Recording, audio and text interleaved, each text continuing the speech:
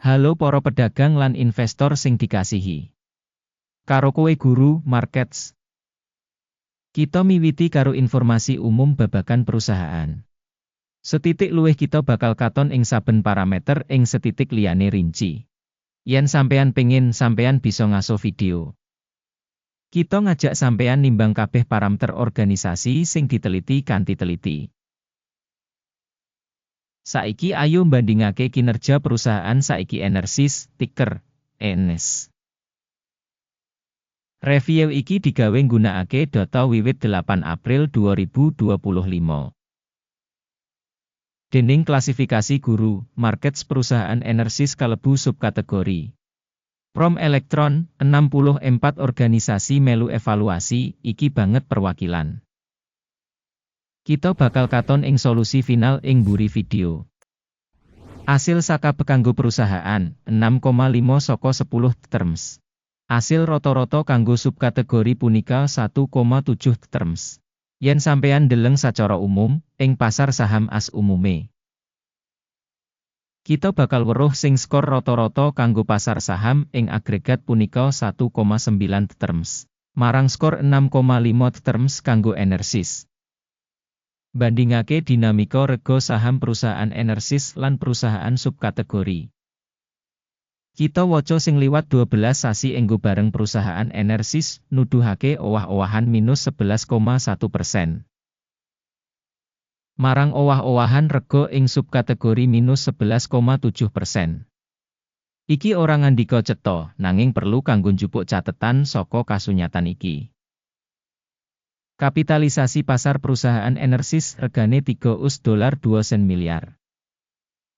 Lan kapitalisasi subkategori yaiku $540 miliar.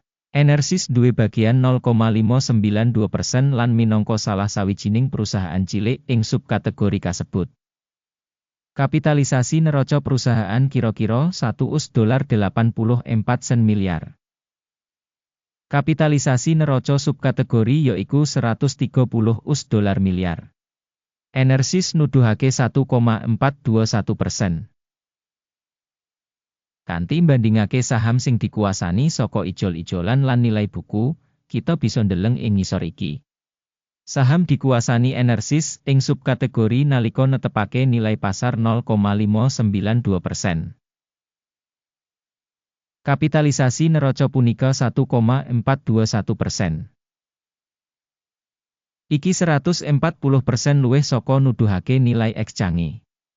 Taksiran nuduhake perusahaan saka pasar lan nilai buku saka subkategori apik 1 titik. Perusahaan sing diteliti duwe tanggung jawab finansial $1.307 miliar. Ayahan finansial kanggo nilai buku makili 71% saka usaha. Rating adhedhasar tingkat kewajiban finansial perusahaan, tolerable, 0 terms. Rasio nilai pasar saham perusahaan kanggo laba yaiku 9,7. Rata-rata ing subkategori punika 23,5 lan iki 59% luwih murah tinimbang ing subkategori. Taksiran rega pasar perusahaan kanggo media WI ing comparison karo perusahaan ing subkategori apik banget 2 terms.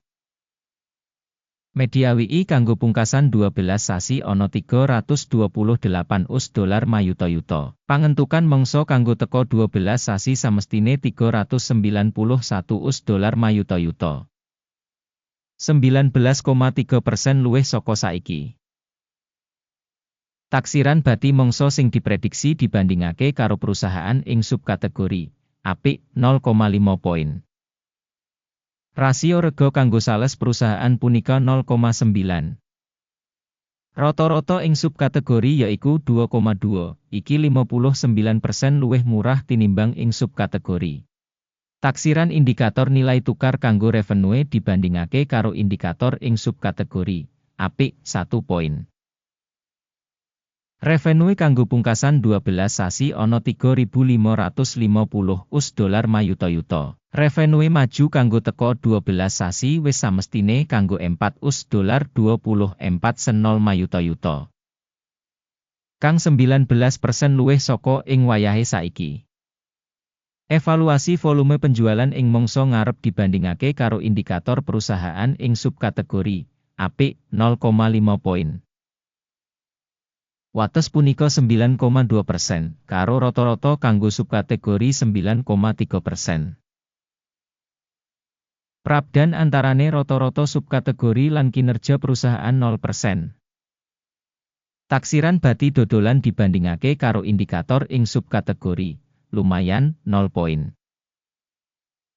Saham perusahaan miturut jumlah karyawan ing subkategori punika 1,199%. Sing 103% luwih saka bagian kapitalisasi pasar. Lan iki nuduhake ora seimbang karo nilai pasar saiki perusahaan Enersys, paling kemungkinan menyang underestimation. Jumlah ibu kutha pasar kanggo saben karyawan perusahaan padha karo $296.000. Lan kanggo subkategori $600.000. Prabdan antarane rata-rata subkategori lan kinerja organisasi punika 50,7%. Taksiran jumlah ibu kutha pasar saben pegawe ing comparison karo pratandha ing subkategori apik 0,5 terms. Jumlah bati saben pegawe $30,400. Rata-rata kanggo subkategori $25,500. Lan beda antarane rata-rata kanggo subkategori lan indikator perusahaan yaiku 19%. Taksiran bati saben karyawan individu perusahaan dibandingake karo indikator ing subkategori apik 0,5 poin. Revenue saben karyawan individu saka organisasi punika $329.000. Miturut subkategori $275.000. Prabdan antarane rata-rata subkategori lan kinerja perusahaan 20%. Taksiran revenue saben karyawan perusahaan dibandingake karo pratandha ing subkategori apik 0,5 terms. Saham shorted punika 1,7%, karo rata-rata subkategori 2,2%. Iki minangka indikator saka remet cendak bisa. Indikator resi 14 nuduhake tingkat 22% kanggo perusahaan Enersys. Ing subkategori, tingkat iki kira-kira 29%. Teknis, securities subkategori sing rega luwih saka perusahaan Enersys. Rega saham perusahaan saiki udakara $81.05. Target rega konsensus kanggo saham perusahaan kira-kira $119. Prabdan antarane rega nyata lan ramalan konsensus kira-kira 47%. Ayo kang katon ing tabel pesenan, kang kasedya kanggo sampeyan, link ing komentar pinned. Tabel pesenan ngemot kabeh pancasan sadurunge digawe ing mangsa diwenehi dening informasi lan sistem referensi guru, markets. Akses menyang meja pesenan pancen free lan buka, link ing komentar pinned. Minangka asil saka valuasi sekuritase Enersys. Sistem referensi valuasi saham guru, markets kaputusan ing ngisor iki digawe. Buka order kanggo nambah ing rega $81.06 saben saham. Pesenan buka amarga perusahaan duweni rating sing cukup dhuwur. Penilaian organisasi adhedhasar pendekatan penilaian, indeks AKIM. Jupuk bati disetel ing 87,42. Mandeg mundut disetel ing 74,7.